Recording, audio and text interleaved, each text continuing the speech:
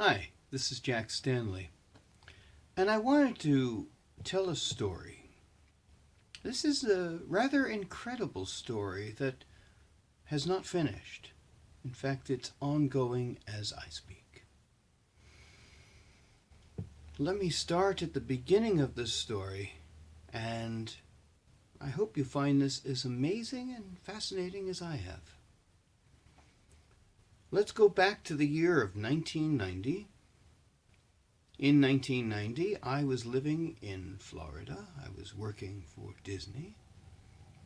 And on my day off, I forget which day it was. I guess it was a weekend.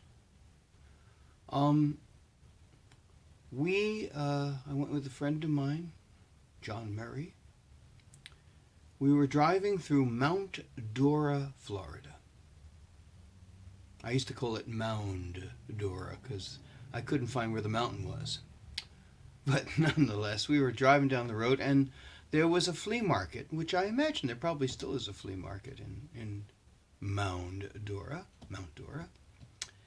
And I was driving my old Volkswagen. I had an old orange Volkswagen. The folks at Disney used to call it the rolling Easter egg. And so I saw the flea market, and probably much to John Murray's chagrin, I went in. I parked. I wanted to look at the antiques and stuff. You know, I'm fascinated by history and stuff like that, and nothing's changed in the last 26 years.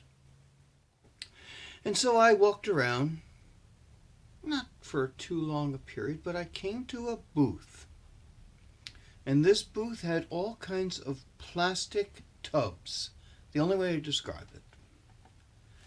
And in these tubs were kind of cheap household things and stuff like that.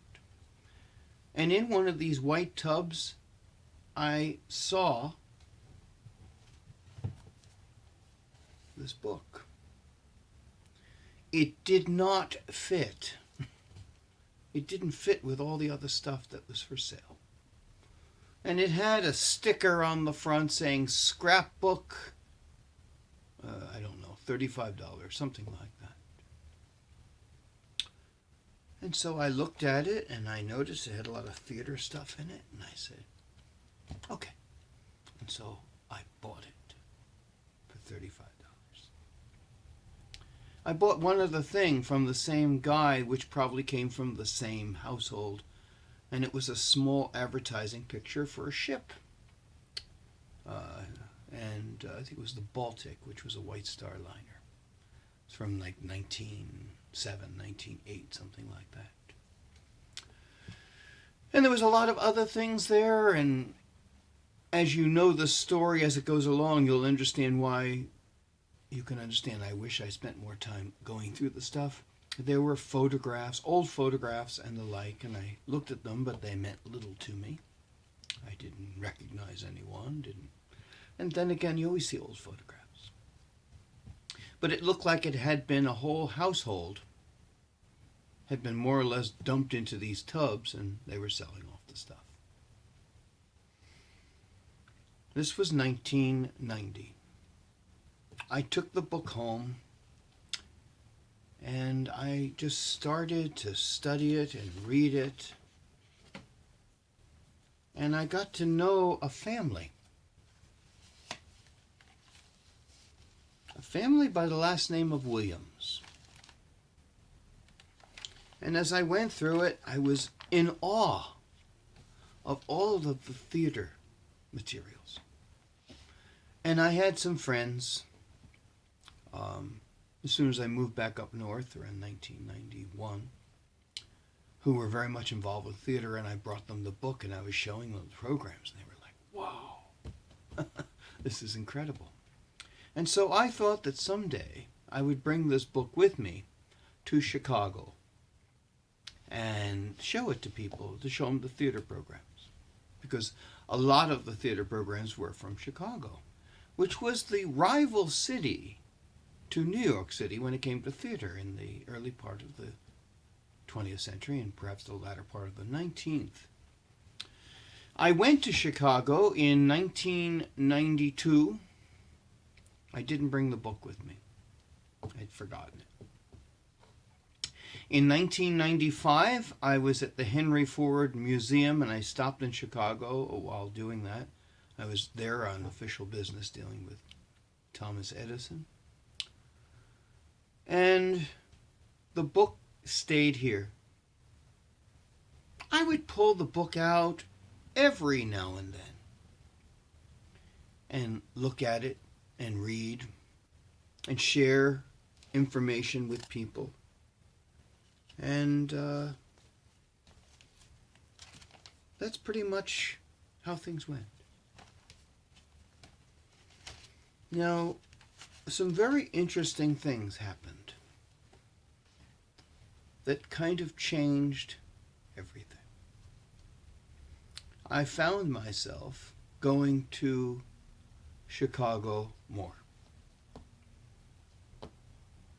And finally, one time, most recently, just a few weeks ago, I decided to finally bring this book. Now, before I go into that, I want to mention a couple of things. That I learned to understand this family. And this family, 6 o'clock. And this family, there was father, there was mother, there was Howard, and there was Margaret. That was the main part of this family. Father was John Howard Wiliams. And the son's name was Howard John Wiliams. The daughter was Margaret Florence Wiliams.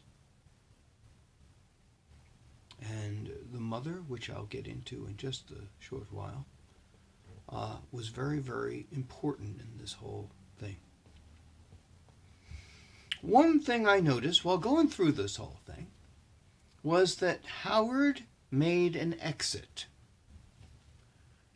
An exit I couldn't quite understand, I couldn't explain.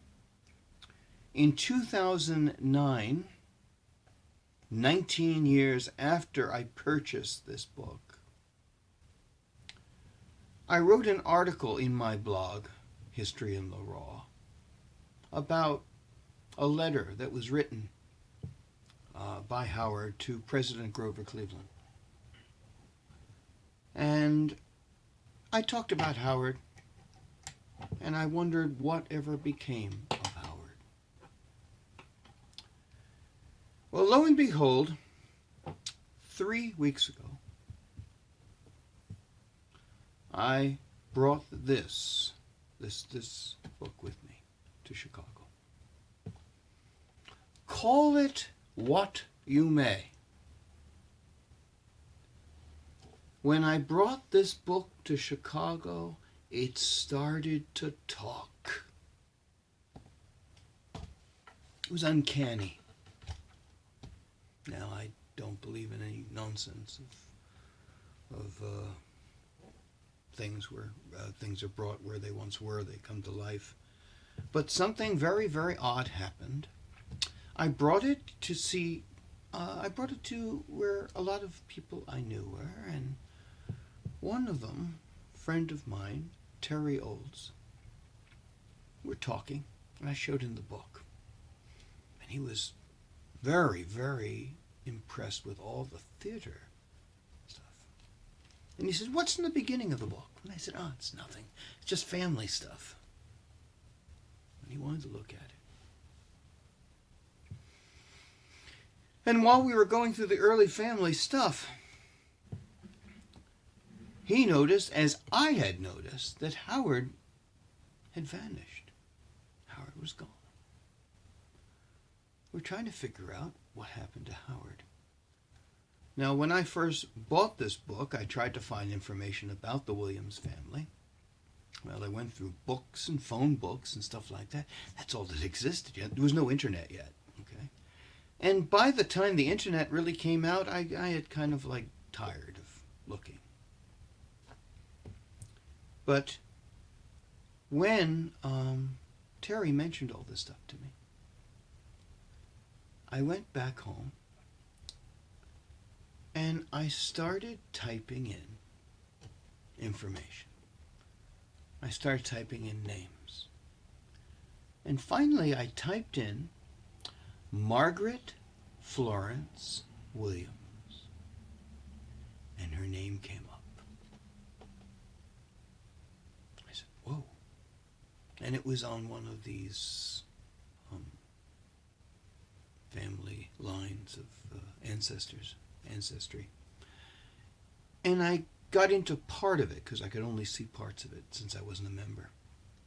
And it said Margaret Florence Williams, and it said siblings, and said brother Howard John Wiliams, victim of the horrible Iroquois Theater fire, December 30th, 1903. And suddenly, everything started to fall into place.